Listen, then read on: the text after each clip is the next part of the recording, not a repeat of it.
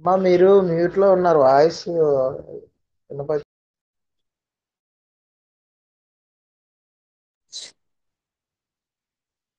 అంటే మనం ఏంటంటే ఈ ఐడియాలజీ, ఈ నమ్మకాలు మనని బంధిస్తున్నాయి, మనం ఇంప్రిజన్ అయిపోయాము అన్నది మనకి తెలుసుకున్నప్పుడే ఆ ప్రభావంలోంచి బయటపడగలం. ఈ ప్రాసెస్ అంతటిని అవగాహన చేసుకోవడానికి అనే దాంట్లోంచి అది మాత్రమే మనకి స్వేచ్ఛ వస్తుంది బంధంలోంచి.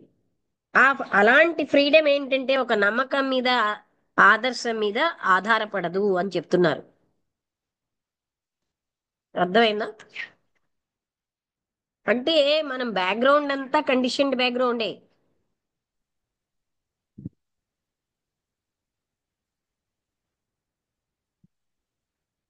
రమా ఎవరు? ఖమ్మం రమగారా?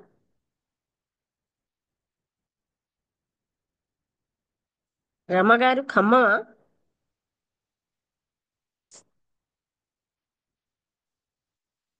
రామా ఎవరండి? రమానో రామానో?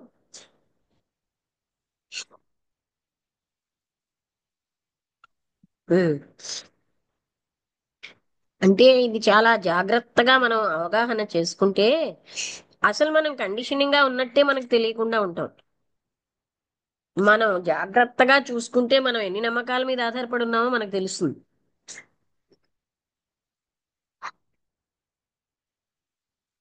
అమ్మా అక్కడ దాని మీద పెట్టినట్టుంది, మీరు స్తంభం మీద పెట్టారు కదండి.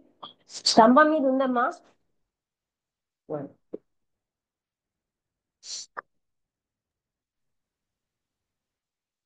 మేడం.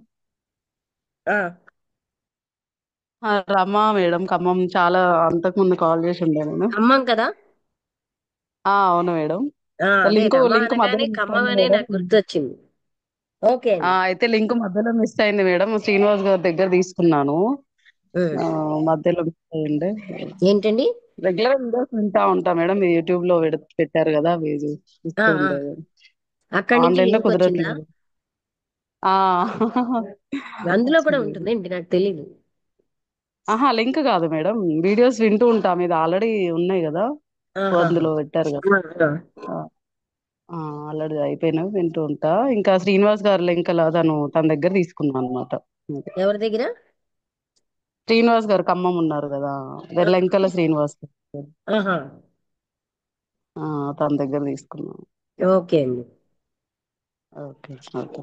ఇది కొంచెం అంటే మనకి ఇలా ఆలోచించాం గనక మనకి కష్టం అనిపిస్తుంది కానీ మనం నమ్మకాల మీద ఆధారపడి ఉన్నది మనకి ఏంటంటే పార్షియల్ గానే చూస్తాం. మనం ఏ నమ్మకంతో ఉంటే ఆ దృష్టిలోనే చూస్తాం. అందుకని ఆ అనుభవాలతోటే చూస్తాం. అవి ఒకదానికొకటి ఫైటింగ్ చేసుకుంటూ ఉంటాయి. అలాంటప్పుడు యథార్థానికి దూరంగా ఉంటాం. ఓకే, ఇది కొంచెం ఆలోచించి ఎవరికి వారు అర్థం చేసుకోవాలి.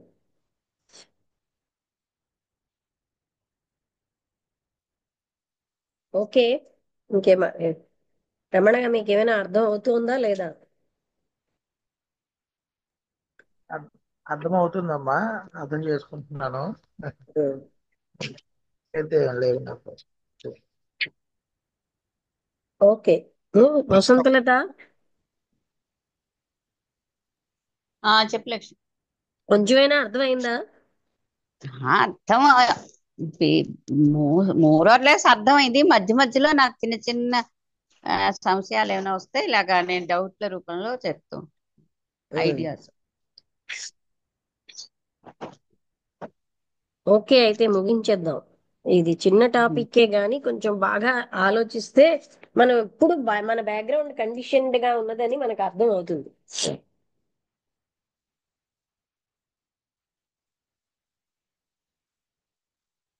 ఓకే అండి, ముగించేస్తున్నాను.